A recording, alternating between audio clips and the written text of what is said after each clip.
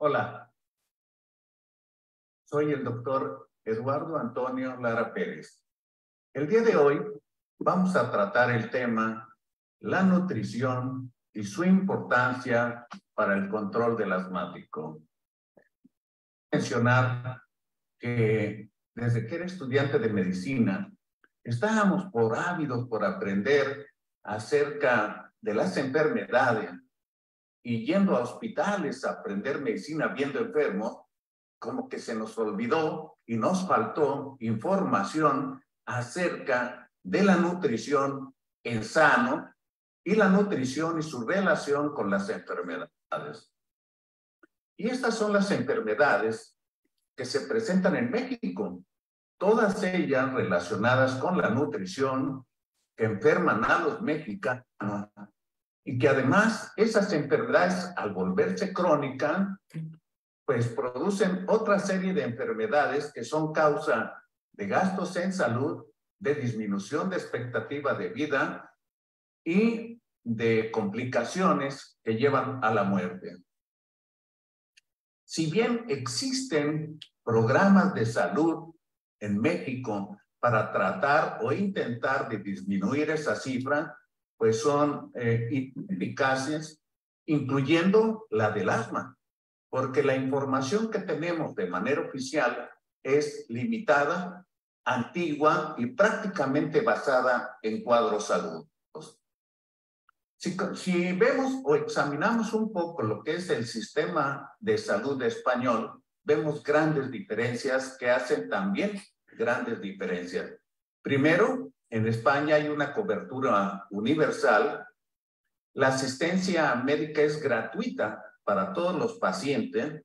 Los menores de 15 años son atendidos por pediatras de atención primaria y cada una de las comunidades en España hace su propio diseño de atención. Agradezco de antemano la autorización de estos datos de su autor, el doctor Manuel Praena. Y de esa manera hacen consensuadamente en cada comunidad en España cómo van a tratar y cuál va a ser el sistema de manejo para los niños asmáticos. La Organización Mundial de la Salud nos muestra qué tan importante es el asma y aquí menciona algunas cosas. El diagnóstico temprano y certero sobre su condición, parte de las metas. Acceso a información, recursos y tratamientos adecuados que les permitan tener un correcto manejo de su enfermedad. Sensibilizar sobre la importancia de estratificar y tratar correctamente a la persona con asma grave.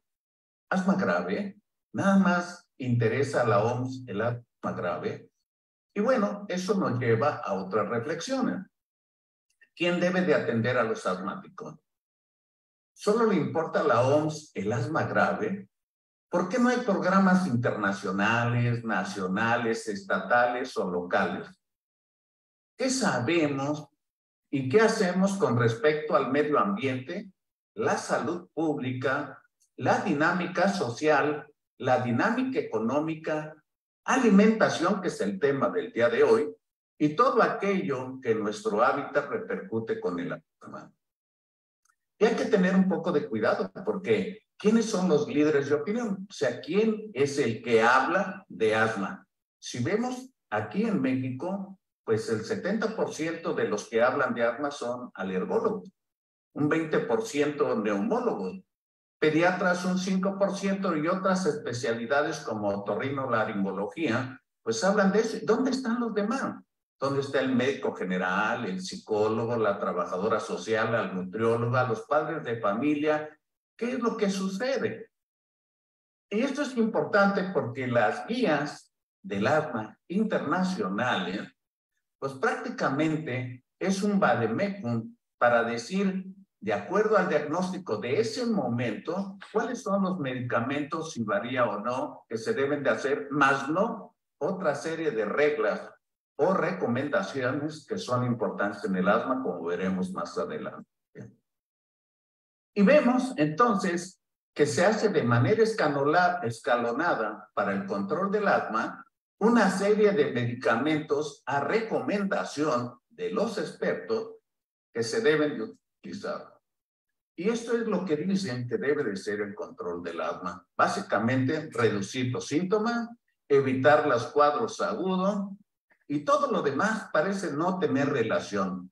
Si el niño está equilibrado emocionalmente, si el niño no es producto de bullying, si el niño tiene peso y talla adecuados, si ha crecido lo adecuado, si lleva buenas notas en la escuela, cómo se desarrolla en su ambiente familiar, o sea, eso no parece ser importante.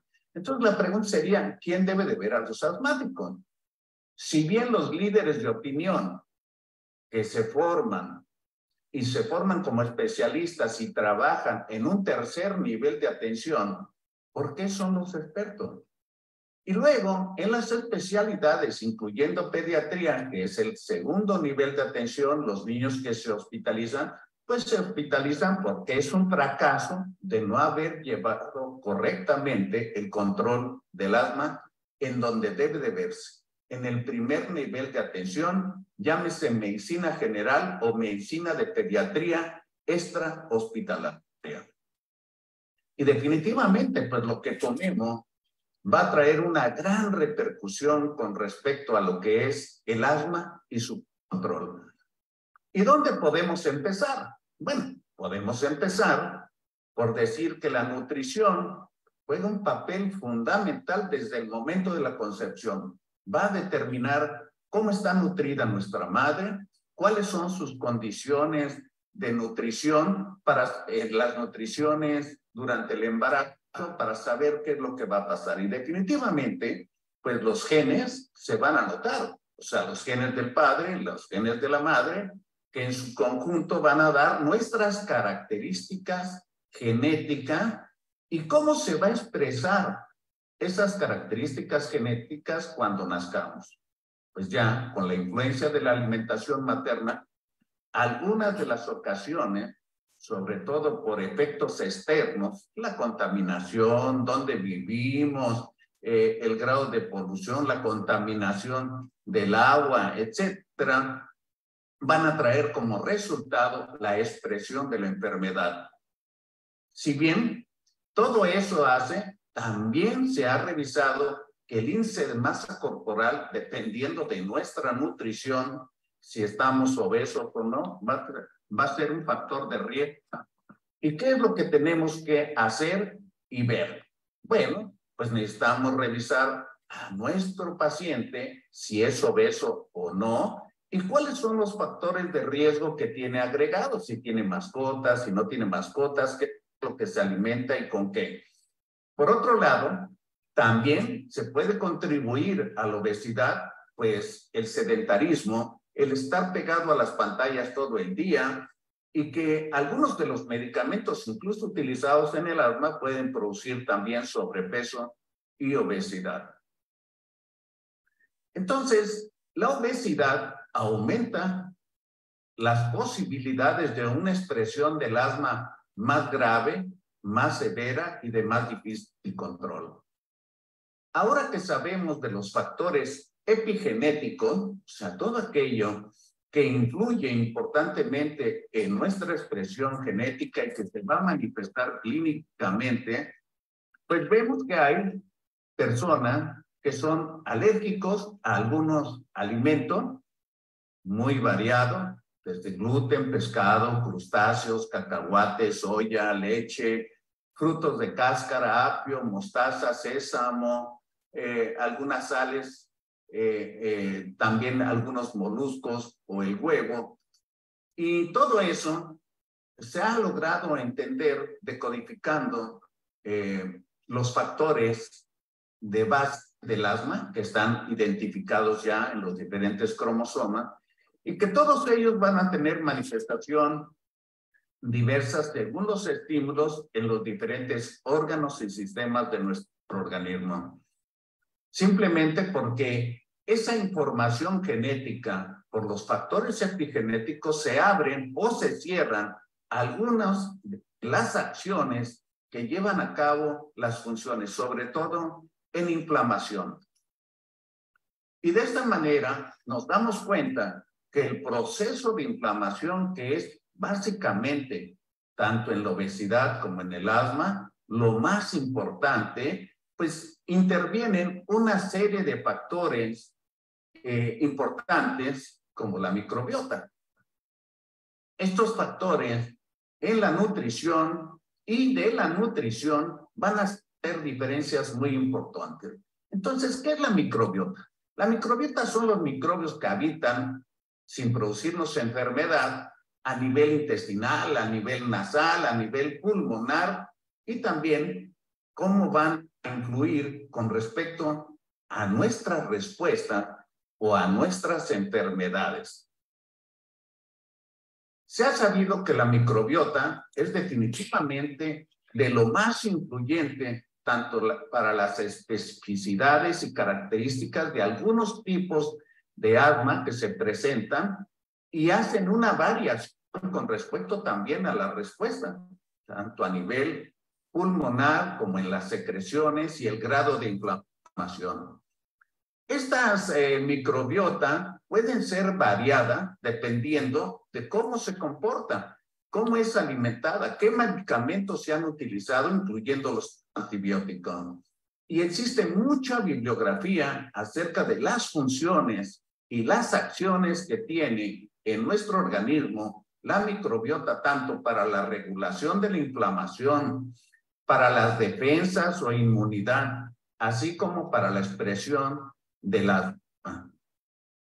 Entonces, el asma, pues que es una enfermedad tan terriblemente frecuente, necesitamos entender un poco más la complejidad de estas respuestas inmunitarias que producen inflamación y que son desencadenadas en ocasiones por las bacterias, los hongos, los virus, no solamente por algunos alergenos. Entonces, podríamos decir que el mayor cuidador de nuestra salud respiratoria, pues es la microbiota. Concluimos entonces que la dieta, los genes, van a traer una serie de alteraciones o desviaciones que nos van a producir procesos inflamatorios tanto en la obesidad como en el asma. Y estos factores de riesgo traen como consecuencia diferentes tipos de alteraciones nutricionales, sobre todo con algunos vitamínicos, con algunos minerales, como veremos más adelante. Todo el mundo reconocemos la importancia de los antioxidantes, la vitamina C, la vitamina E, betacarotenos, flavonoides y selenio, para la salud respiratoria, y donde se pueden encontrar que, por desgracia, y cada vez nuestros niños asmáticos consumen menos frutas y verduras. Entonces, un niño obeso, sedentario, que se la pasa en las pantallas y que además en esta pandemia recibió pocos rayos de sol, pues tiene deficiencia de vitamina D.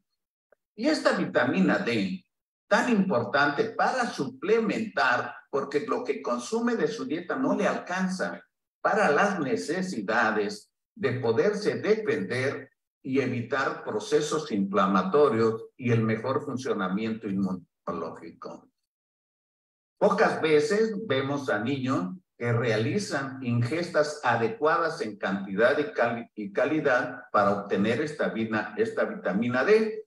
Y entonces las infecciones son más frecuentes en aquellos que tienen bajos niveles de vitamina D, y por esa razón se ha relacionado que la vitamina D debe de disminuir o disminuye de hecho las infecciones respiratorias.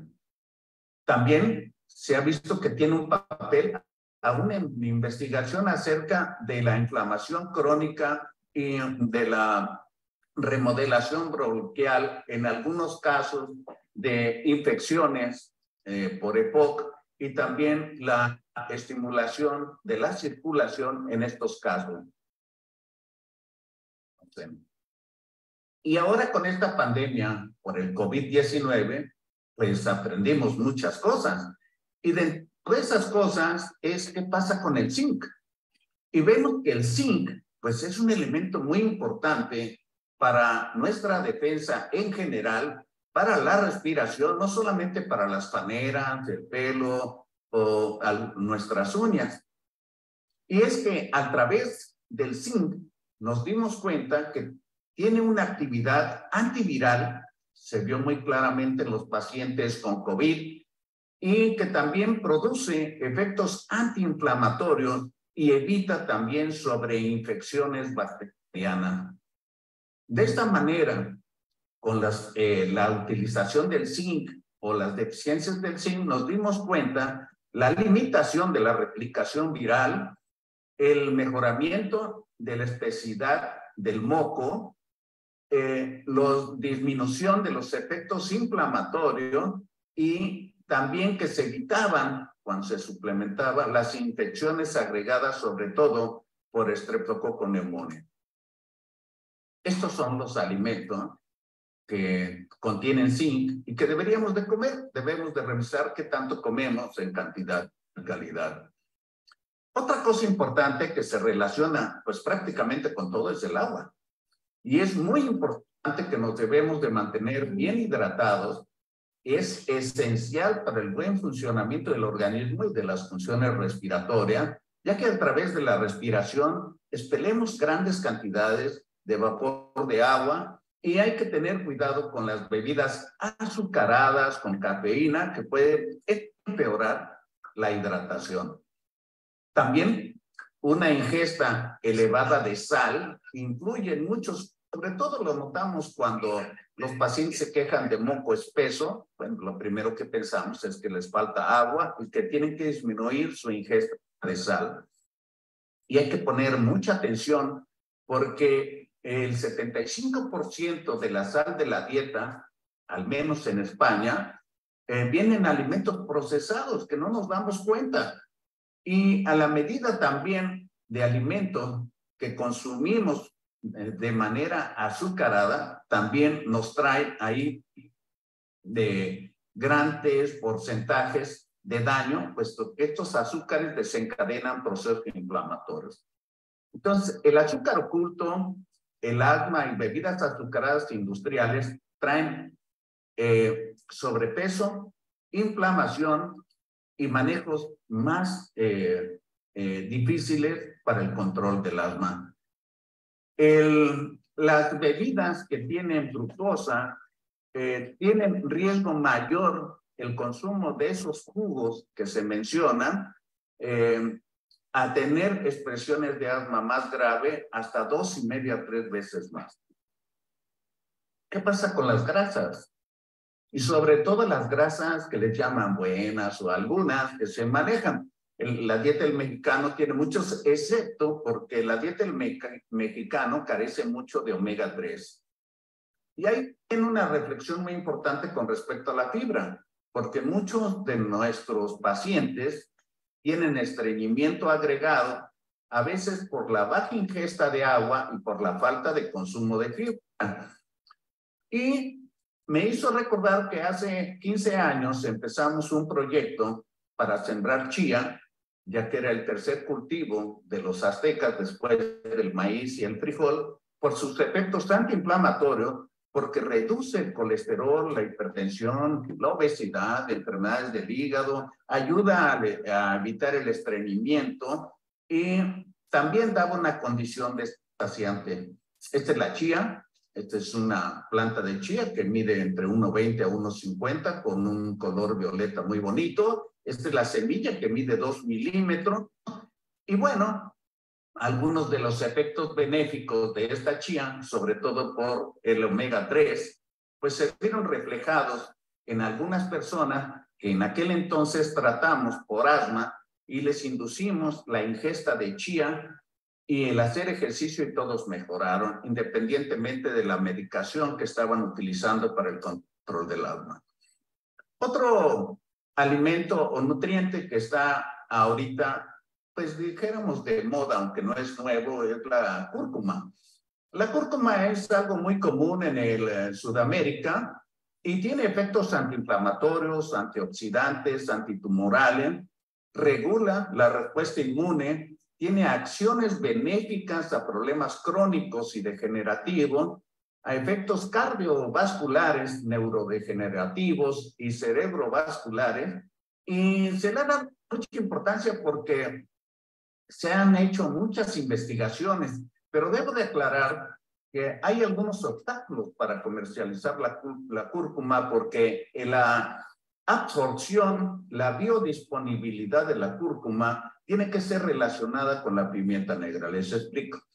La cúrcuma, si la consumen, solamente se va a absorber entre el 2 al 5%, pero si la consumen combinada con la pimienta negra, se va a absorber el 500%.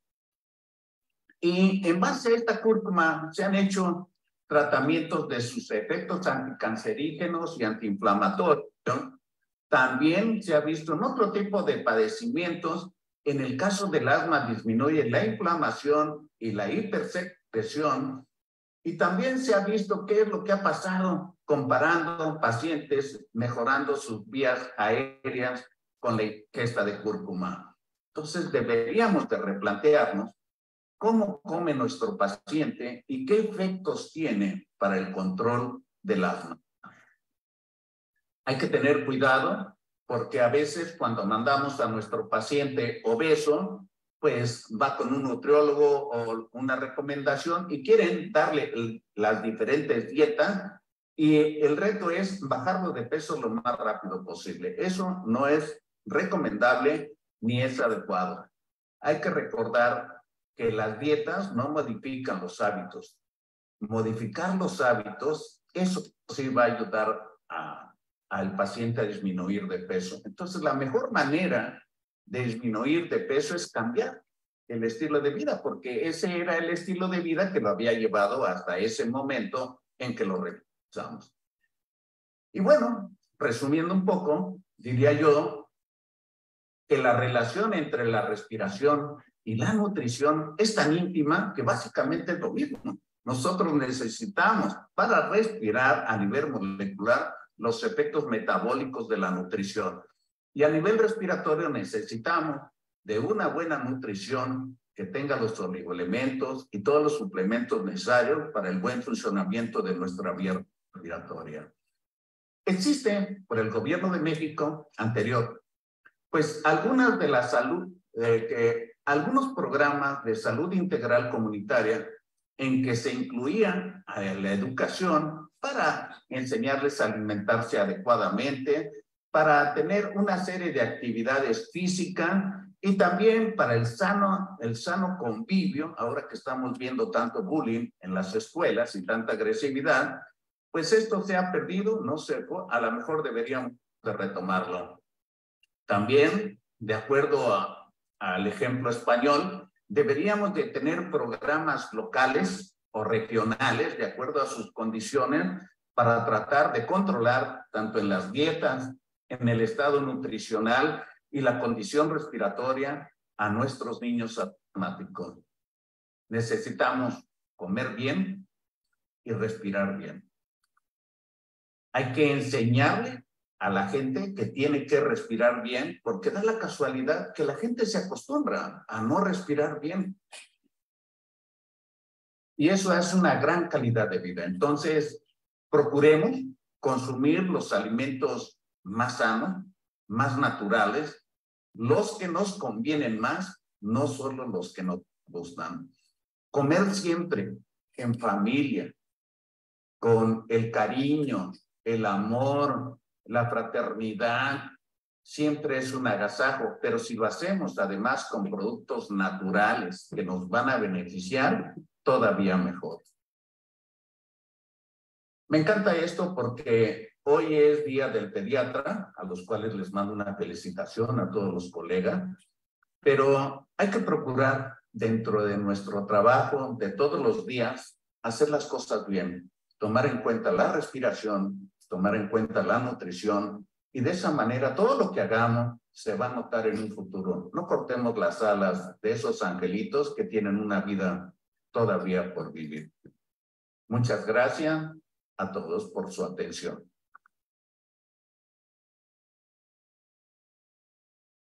Y bueno, como se habrán dado cuenta, estaba grabado y mal grabado, por lo que estoy viendo de lo inestable de mi internet. Pero el mensaje creo que es muy claro. Aprendimos enfermedades, cómo tratarla, muchos medicamentos y sobre todo con padecimientos crónicos, nos ha faltado mucho en la formación de nuestra carrera aprender sobre nutrición. ¿Qué es lo adecuado y cómo nos vamos a mantener sanos? Pues con una buena nutrición. Y sin embargo, vemos que nosotros mismos tenemos sobrepeso y tenemos problemas en nuestra nutrición. También deberíamos, en cualquier atención del paciente, siempre tomar en cuenta que la nutrición juega un papel fundamental para el comportamiento del padecimiento, que en este caso estamos hablando de asma, y quiero decir que genéticamente los factores que influyen en la inflamación, tanto para el asma como en la obesidad, pues prácticamente son los mismos. Así es que ya lo mostré por ahí unos estudios que he hecho aquí en Veracruz, en el cual hemos visto mejores funciones respiratorias en pacientes con menor índice de masa muscular. A mayor índice de masa muscular, la función respiratoria se deteriora más y se vuelve un círculo vicioso con más inactividad, sedentarismo, etcétera. Lo dicen, oye, ¿y tu niño por qué no lo metes en un equipo? No, no le gusta nada más, le gusta estar ahí sentado en la computadora o viendo la televisión, es que a él no le gustan los deportes. Bueno, lo que pasa es que si lo intenta se cansa, pero hay que entusiasmarlo y tratar de llevarlo de la mano para que pueda cambiar su forma de vivir, que finalmente eso es lo que está sucediendo con nosotros. Necesitamos, no que nos olvidemos de los tratamientos que recomiendan las guías, como el GINA, no olvidarnos de las recomendaciones de expertos, pero que nos hablan, por desgracia, cada vez que se habla de asma, pues de un producto de algún laboratorio y que quieren promocionar y es maravilloso. Y que a veces funciona o no, y no le damos, no empoderamos al paciente con padecimientos crónicos de herramientas para que él vaya moderando su padecimiento y se pueda autocontrolar. En otra plática, en otra ocasión, hablaré acerca de cómo podemos empoderar a los pacientes, no solamente con la dieta y ejercicio, y de los medicamentos que deben de usar para el control o para el rescate, llevando un registro del cual no tenemos conocimiento la mayoría de los médicos y se tiene muchos años de experiencia en otros países. No sé si alguien, agradezco las felicitaciones de Araceli Silva de la Ciudad de México. Dice, ¿podría aclararme si se refiere a índice de masa corporal o índice de masa muscular? No, índice de masa corporal, que es la relación entre lo que uno mide y lo que pesa. Y chistosamente el índice de masa corporal no lo hizo un médico, lo hizo un físico. Está muy interesante, es una historia muy interesante. Gracias a Minerva Cadena por su felicitación. Muchas gracias a mi colega y amigo Ulises Reyes. Espero que cuando vean este video, pues haya más inquietudes. Y la intención de hablar de la nutrición y el asma es solamente inyectarles un poco la idea de que la nutrición está en todo, en la salud, en la enfermedad y en los diferentes padecimientos. Si tomamos en cuenta la nutrición, la forma de comer, el hábito, la región donde vive el paciente, seguramente que vamos a hacer una mejor atención de nuestro paciente o hacer medicina integral. A mí me gustaría, a manera final, por lo que veo, porque no hay pregunta, pero a manera final, me gustaría proponer que piensen que necesitamos crear de manera regional o local, de acuerdo a las condiciones en las que vive ese grupo de gente, unos programas para favorecer lo que nos va a mantener sanos. Y lo que nos va a mantener sanos es comer adecuadamente, mantenernos en el peso, respirar lo mejor posible. Veo jugadores de fútbol profesional que no saben respirar, respiran por la boca, y hay que enseñarle a la gente a respirar, que no se acostumbre a medio respirar o mal respirar. Y por último, pues estarnos moviendo. el doctor Pedro Tostle, de la ciudad de Puebla. Querido amigo, adelante, enciende tu cámara. No, no me deja. Bueno, Pero sí me adelante. escuchas. Sí, sí, adelante. Bueno, muy buena conferencia, mi querido Lalo. Este, obviamente la nutrición, la buena nutrición, está presente en todos los aspectos de la vida humana. No solamente en la cuestión respiratoria, sino en la cuestión digestiva, en la cuestión cardiovascular, en la cuestión anímica, en la cuestión conductual. Una buena nutrición se traduce en, en, en un individuo mejor equilibrado, sano, alegre y participativo. Y un niño, por supuesto, también, ¿sí? Entonces, este, yo lo que siempre digo es que lo que tú mencionabas, que luego los papás no fomentan el deporte en los niños, pero este hábito deportivo es así, es eso, un hábito. Entonces, el hábito se predica con el ejemplo. Entonces, si un niño es hijo de una familia obesa, sedentaria, que pues comen palomitas y papas fritas y McDonald's, pues ese va a ser su camino, ese va a ser su destino, ¿no? Es muy raro que un chico hijo de padres obesos o sedentarios opte por los deportes, es poco común. En cambio, si los padres, en primer lugar, no están obesos, practican un deporte, no son fumadores, no son alcohólicos. Y desde la primera meses de vida de los niños, fomentan el deporte. ¿Cuál es el primer deporte? La natación, ¿sí? Un niño de un año, año y medio ya debe de saber nadar, ¿sí? Antes de saber tocar el suelo, debe de sentir el agua de una piscina. Eso es para siempre. O sea, un niño que antes, en el primer año de vida o durante los primeros 2, 3 años de vida ya practica algún deporte, pues va a ser deportista y difícilmente va a ser obeso. Ese es mi comentario. Muy amable, Pedro, y tienes toda la razón. Fíjate que me hiciste recordar una serie que vi en Netflix recientemente y que se llama Las Zonas Azules. Sí, Brevemente les comento, estas zonas azules es porque un chico, un señor ya recordó su etapa infantil que él se volvió ciclista, ciclista profesional, a partir del regalo de una bicicleta que le hizo su abuelo. Y le gustó tanto que dominó tanto el gusto por el ciclismo que intervino en muchas actividades ciclistas y en todos los continentes. Pero ya al llegar a la edad adulta, se preguntó cómo podía uno vivir más y mejor. Y entonces empezó a buscar lugares o sitios donde hubiera personas de 100 años o más. Y encontró algunas poblaciones que se caracterizaban por tener poblaciones en un porcentaje mayor que otras de personas que llegaban a los 100 años o los rebasaban. Y fue a investigar qué encontraba de factores que pudiera haber una conexión de por qué tenían esa sobrevida fuera del común. Y encontró cosas muy interesantes. La primera de ellas es lo que comen. Esa es la primera.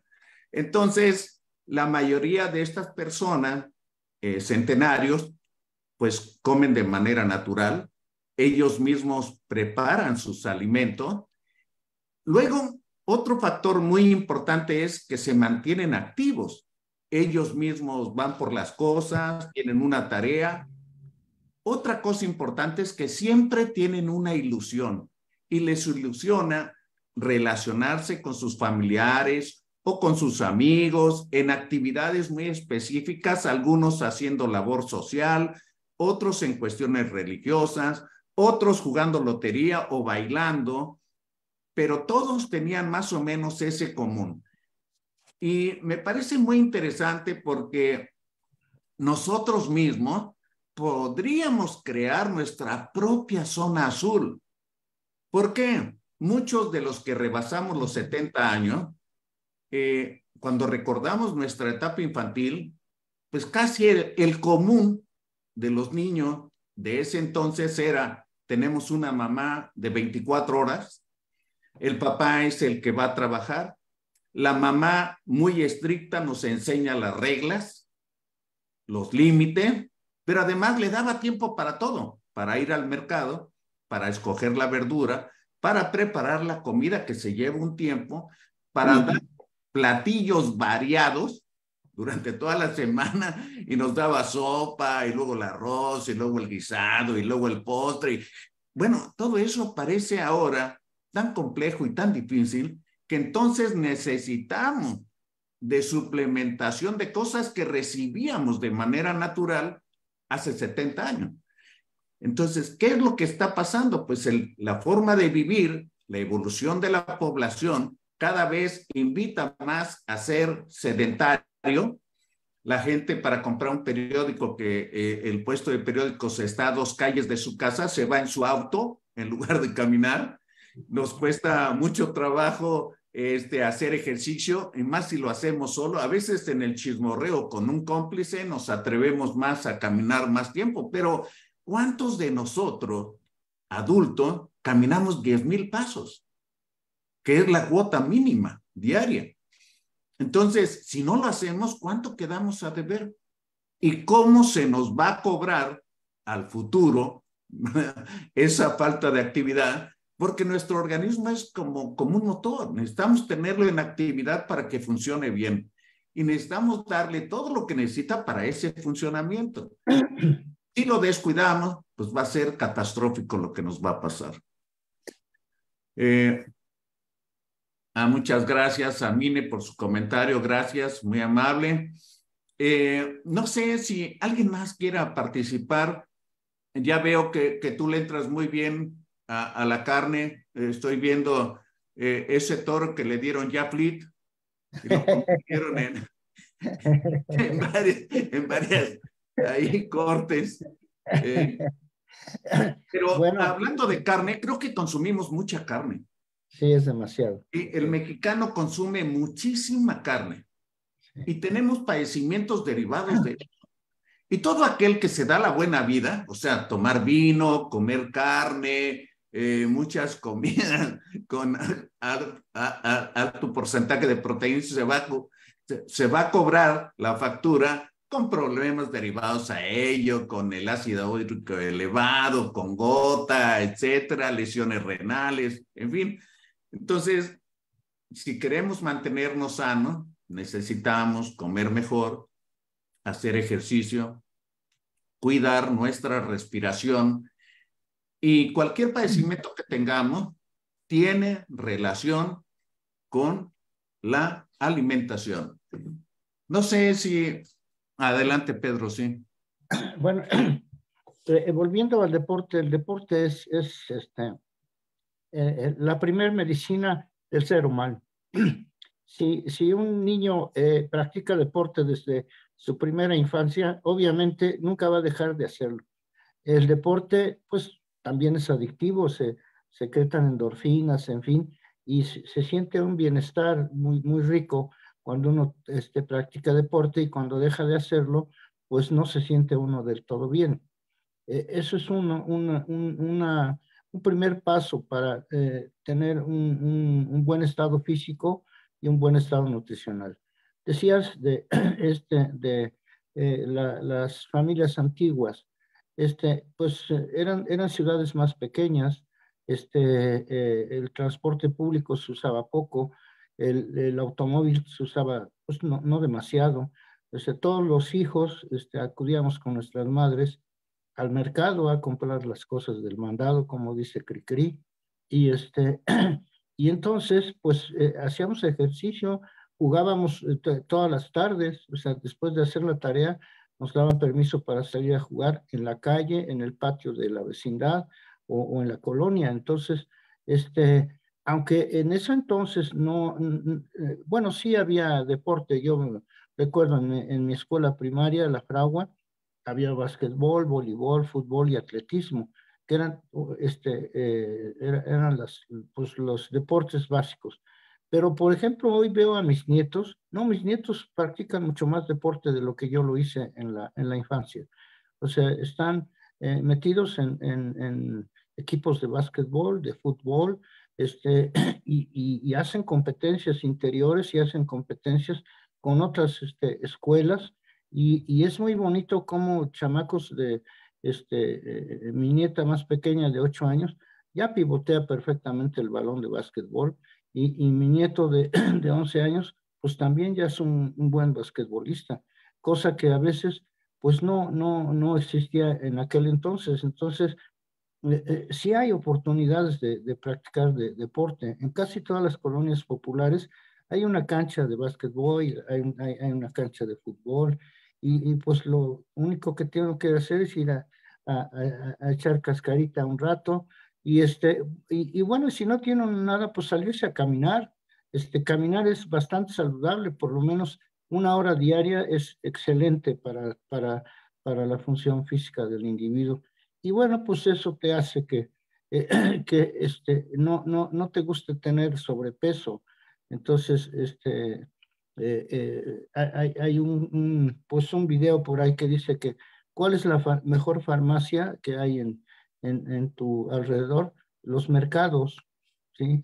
Los mercados, porque ahí encuentras tus medicinas, ahí encuentras, como tú mencionabas, la cúrcuma, el jengibre, alimentos la chía, alimentos que son saludables y que te detienen el llegar a consumir pastillitas. Entonces, pues la nutrición, el deporte es la base de una buena salud.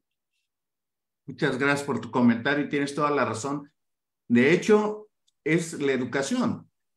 Sí, claro. En una familia donde la gente está oyendo música todo el día, el papá, la mamá cocina con música y todo, pues los hijos no pueden entender la vida o el mundo sin música. Igual, los boxeadores, ¿no? Que generalmente vienen de familias donde son muchos y se pelean entre ellos y se gritan y se insultan y se están golpeando. Bueno, pues eso es lo que aprendieron. Entonces, yo creo que hay que fomentar el ejercicio en cualquier edad, convencer, pero ciertamente tiene muy pocas posibilidades un niño obeso si los padres son obesos. Generalmente le va a ir mejor al niño. Entonces, cuando nosotros diagnosticamos un niño con sobrepeso, obesidad, no es un problema del niño, es un problema de la familia, porque todo lo que ha sucedido en esa familia es la condición que tiene el niño. Si el niño realmente desea a la familia que cambie, pues van a tener que cambiar su forma de vivir, su forma de comer y lo que estaban haciendo anterior al diagnóstico del niño. Entonces, yo creo que es muy valioso lo que tú dices. Hay mucho por hablar con respecto al ejercicio, pero mira, volviendo al tema del control del asma, yo tengo pacientes asmáticos escolares que le roban el dinero a la mamá porque saliendo de la escuela se van a comprar, como ya les dije que no les compran nada de proceso, van y se compran las famosas papas. Yo creo que es un gusto eso de las más, son adictivas, y las galletas. Entonces, tanto galletas como papas y un refresco de cola, que qué bárbaro, qué difícil es acá en el sureste quitar esa costumbre. Pero cuando yo digo no debe de tomar refresco, los primeros que se quejan son los papás. Entonces dice, oiga, doctor, pero ¿cómo va a ser posible? Nosotros comemos con uno de esos de 3 litros. No, eso no puede ser. Entonces, yo creo que se tiene que hacer mucha labor de educación, se tienen que hacer talleres en las escuelas, formar grupos, no sé cómo llamarles, de salud, pero mencioné de lo que hacía hace 15 años con respecto a la chía y todos mis pacientes mejoraron, pero creo que en realidad sin saberlo, solamente con la intención de que mejoraran, pues les di elementos para su mejoría. Por ejemplo, hice una clase de zumba para mamás que llevaran a los hijos y las mamás bajaron de peso. Hice unas olimpiadas para asmáticos aquí en el Boulevard de Veracruz. Ya iban corriendo los papás y las mamás. A ningún niño le dio una crisis asmática por ejercicio, a ninguno. Les tomamos el flujo expiratorio antes del ejercicio y después, y realmente la recuperación fue muy rápida. O sea, había una serie de cosas y además les sugerimos que al niño le dieran 60 gramos diarios de chía, que la chía es muy padre porque no tiene olor feo, es más, no huele, se diluye fácilmente en cualquier líquido o en cualquier alimento. Ahora ya hay hot cakes con chía y se puede poner en todo. Hace 15 años intenté convencer al gobierno aquí de Veracruz de que hiciéramos un programa en el que hubiera barritas con chía y granola para dar en las escuelas y que las educáramos a las madres de que se utilizara la chía prácticamente para todo. Desgraciadamente fue el boom de la chía y la chía, un kilo actualmente cuesta 120, 130 pesos, pero en aquel entonces costaba 300, 350 pesos un kilo. Además, la chía es súper rentable. Aquí una parcela de un agricultor que siembra de temporal maíz, pues cada hectárea le va a dejar, si le deja ganancia, le va a dejar 10,000 pesos de ganancia después de 4 meses. La chía en una hectárea le va a dejar 80,000 pesos de ventaja. Entonces, hay una gran diferencia y falta de cultura. Por ejemplo, siendo un cultivo mexicano, los mejores equipos y el que se ha especializado en chía es Argentina. Argentina le manda implementos de cultivo de chía a toda América y Europa y Asia. Las empresas de chía en México, solamente hay 2 que son mexicanas y hay 30 y tantas extranjeras que comercializan la chía que comemos. Es una empresa canadiense o de Estados Unidos o de otro lado. Las empresas mexicanas, ¿no? Entonces, y la chía es ancestral. En Acatic, en Jalisco, y las partes de la Sierra Chapaneca, ahí se sembraba china de manera prehispánica. Y sin embargo, pues ahora los mexicanos no sabemos nada de la chía y sus beneficios. Yo creo que deberíamos de retomar. Yo tengo ahorita un grupo en investigación de asmáticos, tanto con chía, con cúrcuma, y ver cómo se comporta en el control, midiéndoles el flujo expiratorio y haciendo el cuestionario del ACT o cuestionario del control del asma. Entonces, vamos a ver los resultados. Voy a hacer un corte a ver si lo puedo presentar el año que entra. Pero, en fin, es una invitación a la investigación y definitivamente, como en todos los padecimientos crónicos, las terapias de grupo, el juntarse de grupo, el entusiasmarse entre los niños mismos, se terapean. Dice, mira, pues no se come eso, qué bárbaro. Y entonces se lo empieza a comer. Entonces, hay un montón de cosas que se pueden hacer, pero necesitamos quitarnos un poco de que el médico es el que receta medicamentos.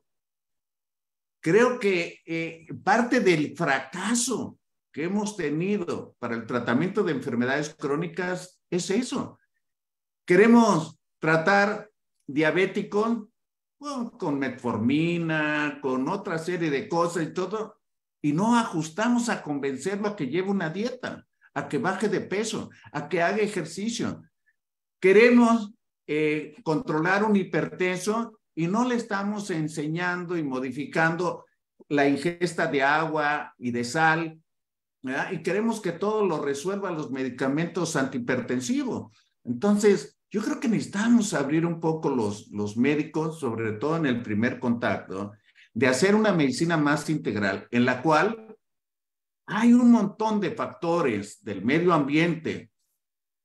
Factores dicen, oye, no mejora este niño con asma. Pues, ¿cómo va a mejorar? Está junto al rastro con un montón de moscas y con agua contaminada y el niño va y juega ahí. Pues, ¿cómo va a mejorar? O sea, necesitamos mejorar la salud pública, necesitamos entender su entorno para poner soluciones de acuerdo a las condiciones que lo están llevando a un estado patológico. En fin, yo les quiero agradecer el favor de el haber ingresado a esta sala de Zoom.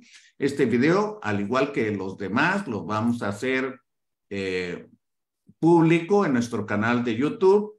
Quiero aprovechar para felicitar a todos los colegas médicos pediatras, que hoy es el Día del Pediatra. El próximo lunes es Día del Médico y vamos a tener también un evento para celebrar el Día del Médico. Espero nos acompañen y sobre todo dejar el mensaje de que al menos a mí me pasa. Me dicen, oye, ¿cuántos años tienes de jubilado? No, pues tantos. Oye, yo pensé que ya no ibas a trabajar. Digo, no, ahora trabajo más. ¿Y por qué trabajas más? Porque solamente hago lo que yo quiero, lo que me gusta. Y como me gustan tantas cosas y quiero tantas cosas, pues no me alcanza el día para hacerlas. Ojalá las generaciones jóvenes se entusiasmen, trabajen con ese entusiasmo. Todos podemos hacer algo mejor todos los días y hagamos investigación. No vamos a avanzar si no aprendemos de la experiencia. Hay que hacer investigación en México. Pues quiero agradecerles a todos. Pedro, muchas gracias por tu participación, querido amigo. Y agradezco la presencia de Ulises Reyes, de Araceli Silva y todos los que se unieron, la doctora Tere Franco, de Nelson Faría, que desde Maracaibo nos hace favor de conectarse con nosotros. Nelson es el mexicano nacido en Venezuela. Entonces es un hermano muy querido. Y bueno, todos los que nos hicieron favor de unirse el día de hoy. Así es de que no me queda nomás que agradecerles, desearles que tengan una buena noche y espero nos veamos en el futuro. Muchas gracias. Muchas gracias. Buenas noches a todos.